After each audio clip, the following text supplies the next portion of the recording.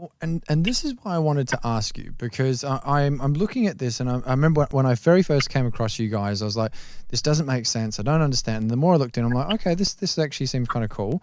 But then I've still got the question, which I'm sure so many of our listeners do right now, is the first thing I'd really like to understand is if the rent's what helps pay most property investors, sorry, it's what most property investors have to help pay the mortgage. If this doesn't come in, isn't it just kind of solving a problem now to push it forward to later? Yeah, so really, really good point and good question. I think firstly, the really important thing to remember is that future rent is only repaid from just part of the rent that's paid by your tenant, right? So that means you can spread the repayments out over a longer period of time, so up to 3 years. So to give you an example, right, say your investment property is rented for $700 a week. Mm-hmm. You could withdraw a whole year's rent, so that's about $36,500 upfront, mm-hmm. and you could spread the repayments out over 3 years, right?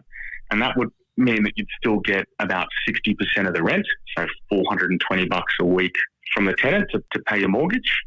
Or if that's not enough, then you could withdraw a lesser amount, so say, for instance, $20,000 upfront, pay it back over 3 years, and that would mean you'd get about $550 a week after the repayments. Okay. So obviously, every property investor, as a property investor, you need to figure out what works for you. But we think that property investors deserve to have that flexibility with their rental income, because we think that broadly they're responsible people who are really just trying to, plant the seeds for their financial future. So all we're really doing is reshaping how they collect their rent so they can better match their income and their expenses, or so they can use that rent as a really powerful tool.